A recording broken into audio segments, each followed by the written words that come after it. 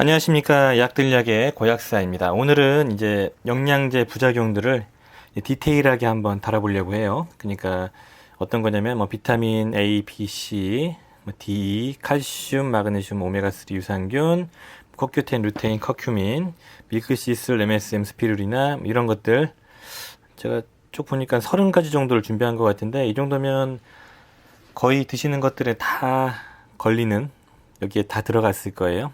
요즘 많이들 복용하시는 거는 거의 다 들어갈 거예요. 그래서 부작용 체크를 한번 잘 해보시고요. 오늘은 이렇게 부작용들을 한번 디테일하게 성분별로 한번 분석해 볼까 합니다. 제가 이 데이터들을 찾다 보면서 느낀 건데 제가 알고 있는 그 범위 내에서는 한계가 있어가지고 구글링과 외국 그 웹사이트에서 많이 분석을 하고 뒤졌어요. 거기다 레퍼런스를 바탕으로 이제 말씀을 드리는 건데 일단은 부작용에 대한 이슈가 좀 많이 다른 경우가 있지만 이게 절대적인 건 아니라는 건 아시고 이거에 반대되는 상충되는 내용도 있을 거예요. 그러니까 맹신하지 마시고 이런 게 있구나 참고만 하시고요. 최대한 보수적으로 한번 작성을 해봤고요. 일단 모든 영양제에 대해서 공통적으로 발생되는 부작용부터 한번 알고 넘어가겠습니다. 지지난 영상에서 한번 다뤄봤거든요. 일반적인 부작용. 일단 모든 영양제에서 발생될 수 있는 부작용은 위장장애, 외부 물질이 들어오는 거기 때문에 위나 장에 부담이 되겠죠. 그로 인한 복통, 설사, 구역, 구토, 소화불량 같은 게 이제 발생될 수 있어요. 이게 이제 가장 흔한 부작용이죠. 모든 영양제에 다 적용이 됩니다. 두 번째는 알러지, 과민 반응, 두드러기, 가려움, 몸이 붓고 그리고 뭐 두통이나 예민해지고 수면장애 같은 게 발생된다고 말씀드렸거든요. 이런 것들이 다 생길 수 있다는 걸 기본적으로 염두해 두시고 복용을 시작하시면 되고 이런 것들이 이제 흔하게 발생되니까 꼭 체크를 하시고요. 이런 거 외에 이제 성분별로 좀 특징적인 부작용을 한번 찾아보고 분석해 보겠습니다. 이제 앞서서 말씀드릴 건데 아마 영상이 두 편으로 쪼개질 것 같아요. 이 30가지를 다 쓰다 보면은 시간이 워낙 많이 지체될 것 같거든요. 그러니까 영상이 한 두 편으로 넘어갈 것 같다는 생각이 드니까 한번 그 염두하에 두시고 봐주시면 감사하겠습니다. 자, 비타민 A. 비타민 A는 일단 지용성 비타민이잖아요. 그래서 지용성 비타민 특성상 과용량 복용하면 부작용이 생깁니다. 일반적인 정상 범위, 보통 뭐 3,000에서 5,000 사이 IU로 복용하시면 큰 부작용이 없다는 게 일반적인 정론이고요. 예민하시거나 뭐 과하게 반응하시는 분들 제외하고 일반적으로 이 이상을 복용했을 때 주의해라 이렇게 돼 있고요. 보통 한 5만 단위 이상부터 이제 부작용이 많이 발생이 된다고 합니다. 흡연자는 제가 말씀드렸듯이 폐암 유발 가능성 때문에 5천 단위 이하로 하루에 복용을 하시라고 말씀드렸죠. 그래서 흡연자는 5천 단위 이상을 복용하면 폐암 가능성이 높아지고 일반인들은 이제 5만 단 이상 복용을 하면은 뭐 골다공증이나 뭐 탈모 같은 게 온다고 하고요. 그리고 간에서 이제 대사가 방해를 받아가지고 간독성을 유발할 수 있다고 해요. 지용성 비타민의 특징은 과용량을 복용하면 간독성이 유발될 수 있다는 게 좀 특징입니다. 그래서 간독성, 간이 안 좋으신 분들은 메가도스나 고용량을 드시면 안 돼요. 제 개인적으로는 10,000단위 이하로 복용하시는 걸 추천드립니다, 하루에. 그리고 피부 트러블이나 알러지 같은 게 생길 수 있다고 하죠. 자, 여기서 이제 특징적인 거는 흡연자들 폐암 가능성과 간독성 이 정도를 체크해 주시면 될 것 같습니다. 이거 비타민 A를 메가도즈를 하시는 분이 좀 있었죠. 그 여드름 치료 때문에. 근데 그건 안 좋은 방향인 것 같아요. 메가도즈를 하실 거면은 병원 가서 처방을 받으세요. 그 이소트레이티논제제를 받으시면 됩니다. 자, 비타민 B군. 비타민 B군은 잘 아시겠지만 수용성 비타민이기 때문에 부작용이 흔하지는 않습니다. 일반적으로 비타민 B군의 부작용은 뭐 B1이나 B2는 거의 부작용이 없다고 알려져 있고요. 위장장애 정도만 부작용이 있고 얘는 뭐 소변이 노랗게 나오는 리보플라빈 성분인데 소변 노랗게 나오는 거는 이제 부작용은 아니라고 보시면 됩니다. B3가 좀 부작용이 좀 많은 편이에요. B3가 니아신, 니코틴산아미드 이런 식으로 표현을 하잖아요.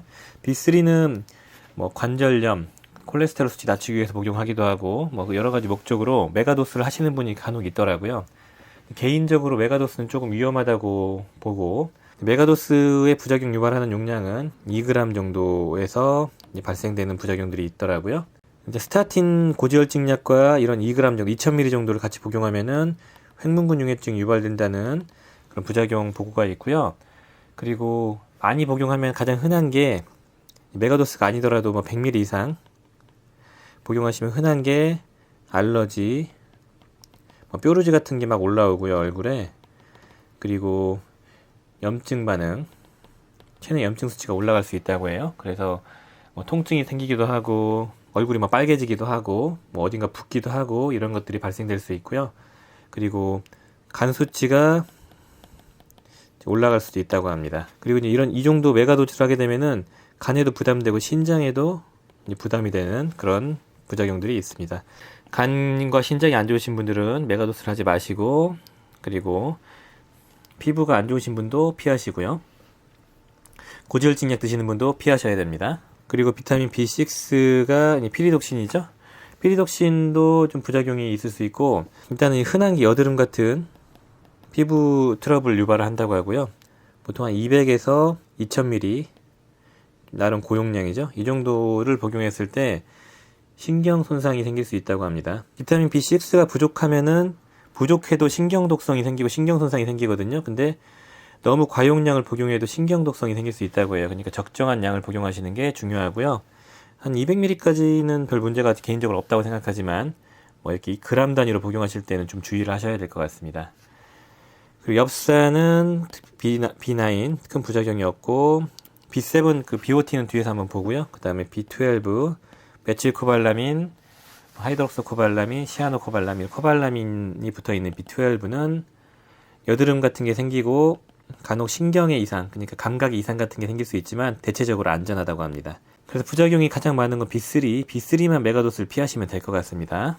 비타민 C의 부작용은 대체적으로 아주 안전한 편이죠. 근데 지난 영상에서 비타민 C 메가도스에 관련해서 말씀드렸었는데, 메가도스를 하게 되면은 뭐 신장 결석이 촉발될 수 있다. 그러니까 몸에 석회화가 많이 되시는 분들은 좀 피하셔야 돼요, 메가도스는요. 그래서 석회화, 결석 등이 생길 수 있어요. 신장 결석이 많이 생기시는 분들은 메가도스는 피하시고 적정량만 복용하시고요.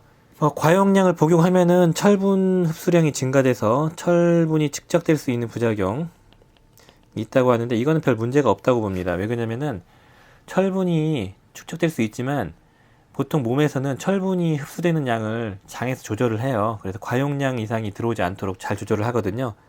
일반적으로 정상적이고 건강한 사람들은 별로 걱정할 필요가 없지만, 이게 뭐 논문 데이터에 나와 있어가지고 한번 짚고 넘어가고요. 결석이 생기시는 분들은 좀 조심하시고, 결석이 자주 생기시면은 이제 마그네슘과 K2를 좀 같이 복용을 하셔야 되죠. 그 점을 좀 유의하시고요.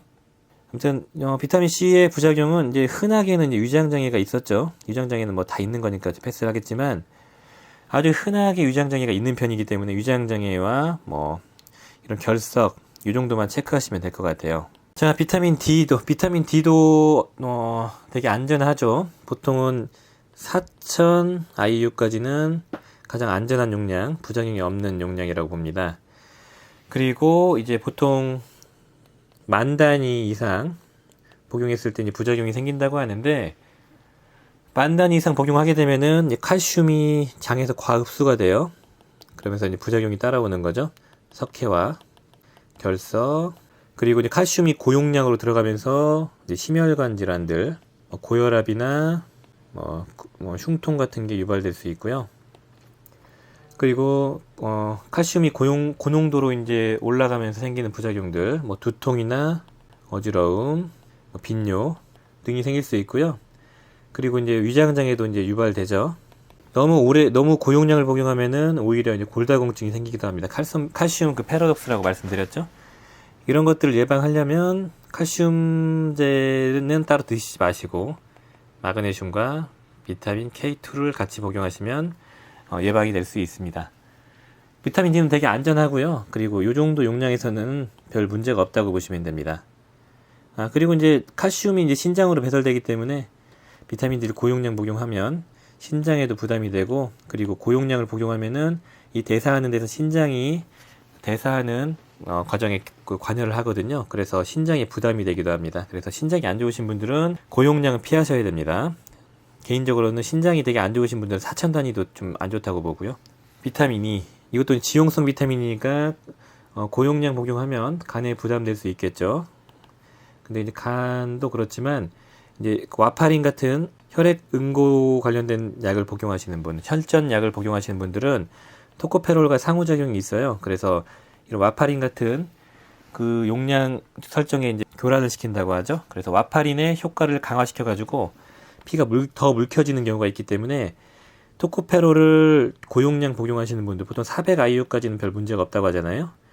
그래서 보통 400에서 1000 IU까지 안전한 용량으로 보는데 고용량을 복용하게 되면은 이제 생식기 쪽에 부작용이 생기기도 해요. 남자의 고환이나 여성분들의 그 난소에 영향을 줄 수 있으니까 그 점을 좀 유의하셔야 됩니다. 그리고 이제 일반적으로 생기는 구역구토, 발진, 그런 알러지 그 위장장애는 당연히 있는 거고요. 지용성 비타민 특징이죠. 자, 그리고 칼슘. 칼슘 같은 경우도 이제 흔하게 칼슘 패러독스라고 해서 많이 유명해졌고, 칼슘만 복용하시면은 이제 골다공증이 약화가 될 수 있는 부작용이 있죠. 그리고 이제 이런 것도 있지만 가장 흔한 건 위장장애, 되게 빈번한 편이죠. 속쓰림, 위염, 목통, 설사 이런 걸 유발할 수 있고, 변비 이런 것들을 유발할 수 있고요. 그리고 이제 고용량을 복용하면 아까 비타민 D와 마찬가지로 결석을 유발하기도 하고, 심근경색 같은 이제 심혈관 질환을 더 위험도를 높이기도 한다고 합니다. 그리고 암 위험도도 높여줄 수 있고요. 그 다음에 혈압도 올라가게 하겠죠. 칼슘만 복용하시면. 그리고 이제 구연산 칼슘 같은 구연산은 이제 그 결석을 예방을 해주죠. 그래서 구연산 칼슘 같은 경우는 결석의 유발 가능성이 좀 낮아진다고 하죠. 이 점을 좀 아셔야 될 것 같습니다. 그래서 칼슘만 복용하시면 안 되고 마그네슘과 비타민 D, K2, 비타민 K2까지 같이 이렇게 세트로 복용하시는 게 이제 필수적인 겁니다. 이것들이 들어가야지 정상적인 칼슘과 마그네슘 대사가 이루어지고 이런 칼슘 과잉증이 해소가 될 수가 있어요. 자, 마그네슘. 마그네슘은 일반적인 용량에서는 큰 부작용이 없고요. 과용량을 복용해도 소변과 대변으로 잘 배설이 되고 특별한 부작용이 없는데 신장이 안 좋으신 분들은 좀 주의하셔야 됩니다. 신장 쪽으로 배설이 되기 때문에 신장이 안 좋으신 분들은 좀 주의하셔야 되고요. 일반적으로는 설사가 잦은 거 이거 외에는 큰 부작용이 없다고 보시면 되겠습니다. 마그네슘은 상당히 안전합니다. 물론 이제 엄청나게 과량을 복용하시면 독성이 나타나겠죠. 상용량 내에서는 별다른 문제가 없다 이렇게 보시면 되겠습니다. 자, 오메가3. 오메가3는 잘 아시겠지만 일반적인 부작용은 크게 없는 편이지만 위장장애가 빈번하고요. 기름 성분이니까 당연한 거고 그 다음에 중금속의 위험이 있죠. 이거는 좋은 제품 복용하시면 별 문제가 없고 알러지가 빈번한 편입니다. 과민증과 그래서 두통이 잦은 편이에요. 복용하고요.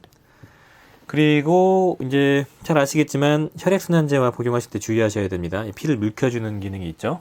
혈액순환제와 복용할 때 주의하셔야 되고 그리고 통풍이 있는 분들은 오메가3를 드시면은 통풍이 완화될 수 있지만 안 좋은 걸 드시면은 통풍이 심해질 수 있어요. 그 생선에 들어있는 퓨린 같은 게 저가형에 유입될 수 있거든요. 그런 점을 유의하셔야 되고요. 그리고 이제 간혹 가다가 희박하지만 저혈압을 유발할 수 있다고 합니다. 그러니까 혈압을 낮출 수 있다는 거죠. 그러니까 저혈압이 있는 분들은 조금 주의하자 이 정도로 보시면 되겠습니다. 자, 유산균이 의외로 부작용이 좀 빈번한 편이죠. 근데 대개는 그냥 명현 반응 이렇게 치부해버리는 경우가 있어요. 유산균은 위장장애가 되게 빈번합니다. 설사, 변비, 복부 가스참 이런 게 되게 빈번하거든요. 그 초반에 한 1-2주 정도 생기는 거는 문제가 없어요. 균 교대, 좋은 균과 나쁜 균이 이제 막 교체가 되면서 좋은 균이 증식하면서 생길 수 있는 증상이라고 보지만 이게 좀 오랫동안 2주 이상 지속되거나 아니면 심하시면은 이거 부작용이에요. 명현 반응이라고 해서 호전 반응과 착각을 하시면 안 됩니다. 부작용을 좀 잘 체크하시고요. 그리고 좀 지병이 있거나 좀 안 좋은 병이 좀 심하시거나 수술을 하신 분들은 이런 유산균을 복용하시면 몸의 면역력이 떨어져 가지고 이 균들이 그 혈관까지 유입이 돼서 폐혈증을 유발한 케이스도 있었습니다. 과거에 작년에 그 핵산 유산균이라는 그 제품을 먹고 설사, 변비, 두드러기, 몸이 붓고 맥관 부종까지 이제 동반되면서 그리고 알러지가 심해지다가 결국에는 그 폐혈증으로 사망한 케이스가 있거든요. 그분은 아마 제가 기억이 좀 1년 전이라 좀 가물가물한데 몇 주 동안 계속 먹다가 몸이 막 붓고 막 몸이 색깔이 변하고 멍들고 염증이 막 생기는데 그 판매처에서는 명현 반응, 호전 반응이니까 계속 먹어라 이렇게 하다가 사망했거든요. 그러니까 이런 거 조심하셔야 됩니다. 명현 반응이라고 맹신하시면 안 돼요. 보통 개인적인 판단 기준이라는 게 없거든요. 명확하게 나와 있는 게 없는데 보통 최소 일주일, 길게는 2주 정도 안에 호전이 안 되면 끊으시거나 양을 줄이셔야 됩니다. 그래서 폐혈증과 알러지 주의하셔야 됩니다. 코큐텐도 기름 성분이고 간에서 대사가 되고 간에 영양을 주기 때문에 간이 되게 안 좋으신 분들은 좀 주의하셔야 되지만 일반적인 부작용은 없는 편이고요. 일반적으로는 저혈압이 유발될 수 있다. 혈압이 낮아질 수 있거든요. 그거로 인한 어지러움, 두통 이 정도만 봐주시면 될 것 같습니다. 간이 너무 안 좋으신 분이 아니시면 일반적으로 코큐텐은 간에도 좋습니다. 자, 루테인은 이게 이제 그 카르티노이드, 베타카로틴과 비슷한 그런 카르티노이드 계열의 색소거든요. 항산화 작용이 있고 그 다음에 눈에 좋다 이런 데이터들이 있었죠. 근데 이제 루테인도 한번 다룰 거예요, 제가. 근데 레티놀, 베타카로틴, 라이코펜, 지아잔틴 이런 것들은 카르티노이드 계열이고 흡연자들은 발암 가능성이 있기 때문에 주의하라는 데이터가 있고요.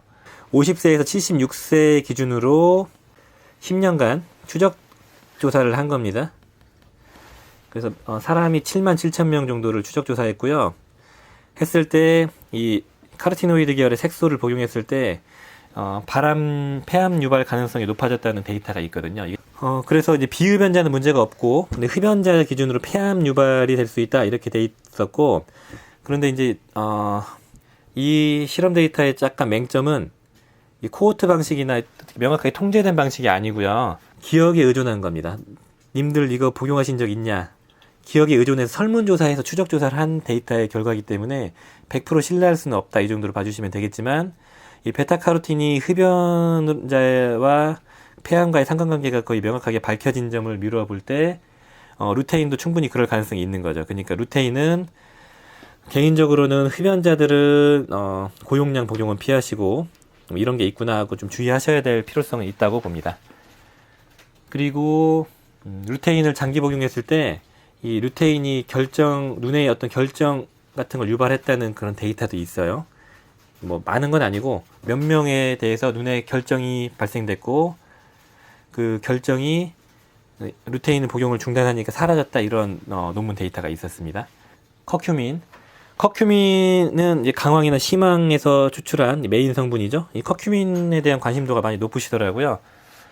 일반적으로 그 미국 FDA에서 GRAS 등급 대체적으로 안전하다는 판단을 받았고 되게 안전한 편이라고 해요. 고용량 복용하셨을 때 제외하고는 안전하고, 고용량을 복용하시면은 잘 아시겠지만 이런 생약에서 추출한 성분은 특징적으로 간독성 유발할 수 있거든요. 간독성 유발될 수 있고 간 수치가 높으신 분이나 간 질환이 있는 분들은 주의하라 이런 정도로 되어 있습니다. 그리고 이제 담낭에 영향을 준다고 해요. 담낭을 자극해서 담즙 분비를 촉진시킬 수 있는데 담낭염 같은 담낭 질환이 있는 분도 조심해라 이렇게 보고가 되어 있습니다. 그 정도로 봐주시면 되겠습니다. 밀크시슬은 수유부나 인부가 복용해도 될 정도로 되게 안전하다고 과거로부터 알려져 있고, 유즙을 분비해서 젖을 돌게 해준다라는 의미의 이제 밀크시슬이거든요. 그래서 되게 안전한데 일반적으로는 위장장애나 그 알러지 같은 정도의 이제 부작용, 경미한 부작용이 있고, 이제 간혹 가다가 이제 이게 에스트로겐 유사작용을 보여주는 경우가 있다는 그런 데이터가 있어서 과거에는 이제 인부나 그 산모에게 복용을 했지만 그 인부나 산모는 좀 주의하셔야 될 것 같고, 자궁내막증이나 이제 자궁 쪽 그 부인과 질환이 있는 분들, 자궁암 이런 게 있는 분들은 복용을 삼가해라 이렇게 돼 있습니다. 그리고 이제 여성 호르몬제 복용하시는 분도 주의해서 복용해라 이 정도로 인지하시면 될 것 같습니다. 그 외에는 되게 안전하죠. 밀크시슬 자체가 거의 부작용이 없다고 보시면 됩니다. MSM, 디메틸설폰, 메틸설포닐, 메테인. 이것도 되게 안전하죠? FDA에서 GRAS 등급 대체적으로 안전한, 되게 안전한 성분이고 황자체가 되게 안전합니다. 이게 소금보다 안전한, 그때 LD50를 봤을 때 소금보다 안전했거든요. 되게 안전하고요. 그런데 이제 간혹 가다가 제가 이제 먹고 부작용이 난 케이스인데 알러지나 과민 반응이 생각보다 빈번하다고 하고요. 위장장애도 좀 있는 편이라고 합니다. 이거, 그러니까 몸이 좀 열이 많으신 분들은 이거 복용하면 알러지가 생길 가능성이 높고, 뭐 뾰루지나 뭐 두드러기 같은 게 유발될 수 있다고 하고요. 그리고 이제 밤에 복용하시면 황 자체가 좀 뜨거운 성분이잖아요. 그래서 수면장애가 되게 빈번하다고 합니다. 그래서 그 점 유의하시고, 그걸 제외하고는 되게 안전한 편이고, 그리고 이제 그 간혹 가다가 두드러기나 뾰루지 나는 걸 명현 반응이나 호전 반응으로 보고 계속 복용하라고 하시는 분이 있는데 과학적인 건 아니니까 잘 판단하시길 바라겠습니다. 자, 오늘은 16번 스피루리나까지만 하고 30번까지 준비했는데 이거는 뒤에서 한번 다뤄보겠습니다. 일반적인 부작용은 크게 없는 편이지만 스피루리나 특성상 그 조류에서 나오는 그 독성 성분 마이크로시스틴이라는 성분이 같이 함유되어 있는 경우가 있다고 해요. 시중에 유통되는 제품에서 그런 게 발견됐다고 하거든요. 그래서 그게 이제 간 독성을 유발하고 신장 독성을 유발하고 혈액 독성을 유발하는데 이 조류 독성이 있을 수 있기 때문에 좀 주의해라 이렇게 돼 있고요. 그리고 이거 자체적으로 정제만 잘 돼 있는 경우 그리고 믿을 만한 그 조류를 추출해서 여과를 해서 정제한 경우에는 큰 부작용이 없다고 해요. 그리고 믿지 못하는 그런 제품들에는 또 중금속이 발견됐다고 해요. 또 나아가서는 스피루리나는 아시겠지만 종합 영양제에 가깝거든요. 그래서 통풍 있는 분도 조심하셔야 되고, 그리고 신장 질환 있는 분도 조심하셔야 됩니다. 이런 생약 성분 그리고 천연물, 자연에서 추출한 성분들은 다 간독성과 신장 독성을 다 주의하셔야 됩니다. 그리고 신장 결석을 유발한다는 데이터도 있었습니다. 그러니까 간이 안 좋으신 분들이나 신장이 안 좋은 분들, 통풍이 있는 분들은 주의하셔야 되고 스피루리나 제품은 좀 믿을 만한 제품을 선정해서 복용하시는 게 중요할 것 같습니다. 그리고 이제 간혹 가다가 이 외부 유래 물질이잖아요. 그래서 자가 면역 질환이 있거나 알러지가 있는 분들은 심한 알러지를 유발하는 케이스도 있다고 합니다. 그리고 이게 단백질이 풍부해서 신장이 부담이 더 많이 되기 때문에 아무튼 앞에서도 말씀드렸지만 신장이 안 좋으신 분들은 주의해라 이 정도로 봐주시고요. 오늘 영상은 이쯤에서 마무리를 하고요. 다음 영상에서 한번 쭉 이어서 한번 가보겠습니다. 이거 영양제의 부작용들은 이렇게 하나하나 따지면 못 먹습니다. 먹을 수 있는 게 없거든요. 그러니까 그냥 이런 게 있구나 정도만 봐주시고 핵심적이고 조금 심한 부작용이라고 생각되는 것만 추려가지고 주의하시면 될 것 같고요. 일반적으로 여기서 언급되어 있는 그 제품들은, 성분들은 큰 부작용이 없어요. 그러니까 너무 걱정하지 마시고 그냥 주의만 해야겠다 이 정도로 봐주시면 감사하겠습니다. 잘 봐주신 분들은 좋아요, 주변인에게 추천 부탁드리고요. 좋아요 꼭 눌러주시고 그리고 구독 부탁드리겠습니다. 문의사항 있으시면 댓글이나 메일 주시고요. 감사합니다.